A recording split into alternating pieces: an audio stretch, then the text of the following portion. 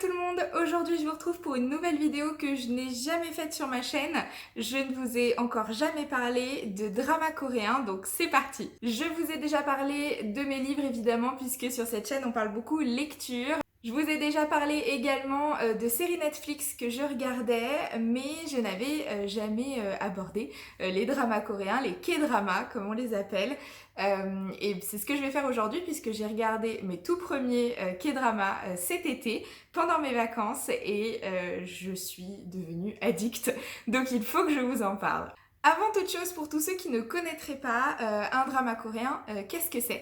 C'est une histoire de généralement 16 épisodes, parfois 10, parfois 12, parfois 20, mais le plus souvent on est sur 16 épisodes et c'est des épisodes qui durent 1 heure à 1 h 30 par épisode. Donc on n'est pas sur les séries classiques avec des épisodes de 40 minutes, on est vraiment sur 1 h 30 généralement d'épisodes, donc il faut s'accrocher. Ces dramas sont très souvent tournés avec des acteurs sud-coréens et ça se passe très souvent en Corée. Jusqu'à présent, j'en avais jamais regardé, même si j'avais entendu parler des K-dramas sur voilà, beaucoup de chaînes YouTube, sur des comptes Insta, même dans la vie en général. J'en avais entendu parler, mais je m'étais jamais lancée, tout simplement parce que je trouvais les épisodes super longs. 1 h 30 d'épisode, c'est très très long, et si on veut s'en enchaîner deux, ça nous fait 3 heures. Donc voilà, ça reste très long. C'est pour ça que je m'étais jamais penchée dessus. Il faut savoir que moi, quand je regarde une série, ça fonctionne un peu comme avec les livres. J'aime regarder entre guillemets tout d'un coup, du moins pas mettre très longtemps à regarder toute la série parce que sinon je vais oublier ce qui se passe et ça m'intéresse plus.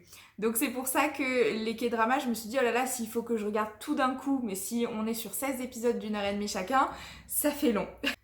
Et au final, en juillet, je suis tombée sur un TikTok, je crois, d'une nana qui avait reposté un moment d'une série, donc d'un K-drama, du drama Crash Landing on You. Elle avait reposté ça et j'ai vu la scène et j'ai dit ok, il faut absolument que je regarde des dramas coréens, que je m'y mette et que je regarde ce drama surtout.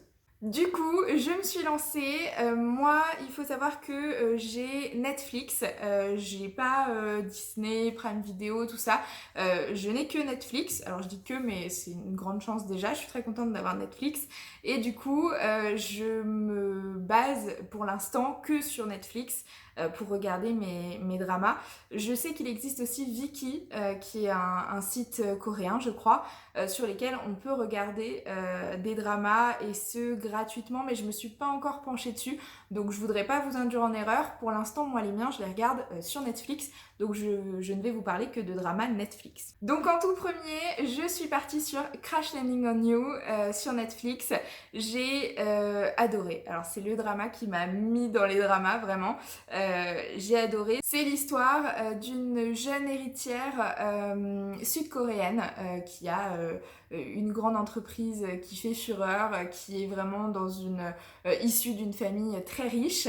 Et cette sud-coréenne, en fait, en testant des produits pour sa marque, elle va se retrouver accidentellement du côté de la Corée du Nord et donc elle aura passé la frontière sans le faire exprès. Et elle va tomber sur un capitaine dans l'armée, Ri Jong-hyuk, qui lui est nord-coréen et qui va la retrouver en Corée du Nord et peut-être bien essayer de la renvoyer en Corée du Sud. Voilà. Le synopsis, c'est ça. C'est une histoire qui est hyper sympa. On en apprend beaucoup aussi sur la culture des deux Corées. Alors beaucoup de Corée du Sud, mais ça nous apprend aussi pas mal de choses sur la Corée du Nord, qui est un pays qu'on connaît très peu ici en Europe de manière générale, et c'est très chouette. La romance évidemment est géniale. Alors il faut pas s'attendre à une romance comme on en a l'habitude ici en Europe ou même aux États-Unis. On n'est pas sur une explosion de bisous, de scènes de romance comme nous on a l'habitude, mais c'est une romance plus fine et c'est commun à tous les dramas, je dirais. Tout se joue dans les regards, les attentions, etc. Et c'est vraiment une tension romantique qui est très très sympa. Donc je vous conseille vraiment, si vous aimez ça, de regarder des dramas puisque on va vraiment être là-dessus. Donc c'est très chouette. Les deux acteurs principaux sont heureux et amoureux dans la vraie vie, donc c'est trop chouette. Ils se sont mariés cette année et je crois même qu'ils vont avoir un bébé. Donc vraiment, ils ont une alchimie à l'écran qui est vraiment incroyable. Donc n'hésitez pas à aller checker ce drama si ça vous intéresse. Perso, je lui ai mis 5 sur 5 en termes de notes pour ma notation personnelle. Et c'est vraiment le drama qui m'a lancée du coup dans les K-dramas. Puisque après avoir vu celui-là, je me suis dit est-ce que je continue puisque aucun drama n'ira au-dessus de ça. Et au final, je me suis dit que si, ce serait une bonne idée de continuer à en regarder. Donc voilà. Le deuxième drama que j'ai regardé, c'est Nevertheless sur Netflix toujours, évidemment, ce sera toujours sur Netflix. C'est un drama, cette fois-ci on est avec des acteurs un petit peu plus jeunes, des acteurs qui ont mon âge je crois, donc on est sur 27-28 ans et qui jouent des personnages qui sont en études supérieures, ils font des études d'art et notamment de sculpture et donc on les suit dans leur vie d'artiste, d'apprenti artiste en tout cas.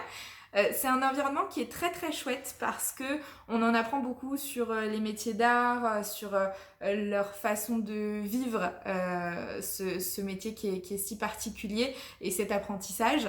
Donc c'est vraiment très chouette. Après, moi j'ai trouvé que la romance était... du moins la relation est un petit peu toxique. Le personnage principal masculin, Park Ji-hoon je crois, de son prénom, et oui, ce personnage est clairement toxique et du coup je me suis pas vraiment éclatée dans cette romance parce qu'on se dit bon bah non, n'y retourne pas quoi. On demande à Nabi, le personnage principal féminin, de ne pas y aller parce que c'est pas bon, c'est pas sain pour elle. Donc je me suis pas hyper reconnue dans cette romance, c'est pour ça que j'ai moins aimé le drama, même si j'ai vraiment aimé les personnages annexes. Les romances des personnages secondaires sont très chouettes aussi, vraiment j'avais presque plus envie de voir comment ces romances-là allaient évoluer plutôt que la romance principale parce que vraiment ouais, c'est pas une romance qui m'a plu, mais par contre le drama est très chouette. Pour ma dotation perso, je lui ai mis 3 étoiles. Ensuite, alerte coup de cœur, j'ai regardé Descendants of the Sun. C'est dur à dire, Les Descendants du Soleil en français. Un drama coup de cœur, vraiment à la hauteur de Crash Landing on You, si ce n'est plus, je sais pas. Je suis désolée, j'ai mon chien qui mange à côté si vous entendez des bruits. Mais du coup, vraiment un drama coup de cœur, c'est vraiment celui que je préfère pour l'instant avec Crash Landing on You.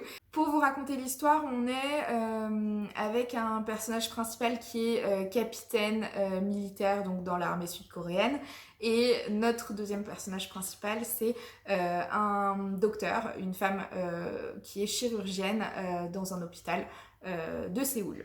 Ils vont se rencontrer et une histoire va peut-être commencer entre eux. Ça va être entrecoupé et finalement ils vont se retrouver en mission humanitaire, donc chacun dans leur métier. Le capitaine Yoo Si-jin va être là-bas en tant que militaire et la chirurgienne sera là-bas en tant que docteur en mission humanitaire. Donc ils vont se retrouver au même endroit et eh bien une histoire va se créer. C'est une histoire vraiment chouette. Moi, j'ai beaucoup aimé. En fait, quand je regarde un petit peu tous les dramas que j'ai regardés, je trouve que les dramas que je préfère, c'est ceux où il y a un minimum d'action quand même, en plus de la romance. Voilà, dans Crash Landing on You, dans Descendants of the Sun, on a cette action que je ne retrouve pas dans Nevertheless et dans les autres que je vais vous présenter derrière. Donc vraiment c'est le point commun qui me fait dire que pour moi, ce qui marche avec moi, c'est quand on a de la romance mais mêlée à une autre histoire, à une histoire d'action et pas juste la romance qui va entraîner quelques problématiques dans les vies perso des personnages. Il me faut cette autre chose. Mais c'est pas si étonnant que ça parce que dans les livres, j'aime la fantasy parce qu'on a de la romance, mais pas que.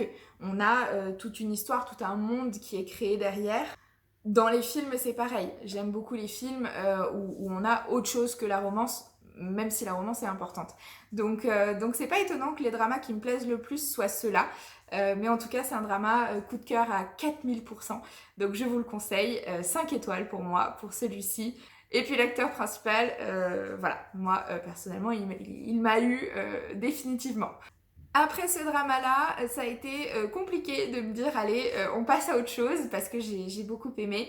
Mais je suis passée sur Business Proposal, toujours sur Netflix évidemment, qui est un drama beaucoup plus comédie, romance. Et c'était super sympa. Je crois qu'il est assez récent ce drama-là.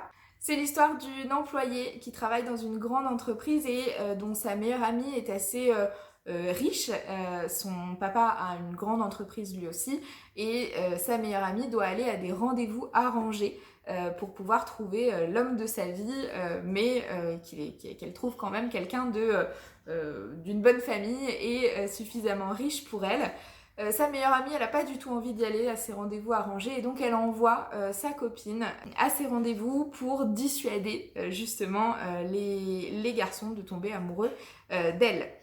Manque de bol, eh bien elle va croiser son patron à elle de cette grande entreprise et une histoire va naître entre ce patron et cet employé. C'est une histoire très sympa, en grande partie due au casting. Je trouve que le casting est super bien choisi. Les 4 acteurs principaux sont vraiment chouettes. Les 2 actrices principales sont amies dans la vraie vie, je crois, donc ça aide, ça fait vraiment une belle complicité. Et puis le couple au second plan des personnages secondaires est vraiment couple goal. C'est vraiment une belle histoire et je trouve que ouais, le casting joue beaucoup dans cette histoire qui est finalement assez classique, assez cliché, mais avec ce joli casting, ça rend très bien. Ce que j'ai beaucoup aimé dans ce drama aussi, c'est tout l'aspect comique qu'on lui donne, et notamment avec plein de bruitages. Alors c'est dur à expliquer comme ça, mais si vous le voyez, vous comprendrez. Quand les personnages sont surpris, sont choqués, sont pas contents, ils vont faire des gestes, et en même temps que ces gestes-là, on va avoir des bruitages, et ça donne un aspect très comique au drama, et je trouve que c'est très nouveau. Enfin, en tout cas, moi, je l'avais pas vu dans les dramas précédents et j'ai beaucoup aimé. Donc, je vous le conseille. Je lui ai mis 4 étoiles. Et enfin, je crois que c'est le dernier drama que j'ai regardé. C'est Hometown Cha-Cha-Cha. J'ai toujours pas compris le titre jusqu'à présent. Donc c'est un drama cette fois-ci, toujours très basé romance à 100%, on n'a pas d'action dans celui-là, comme dans Nevertheless, comme dans Business Proposal, on est vraiment romance pure et dure.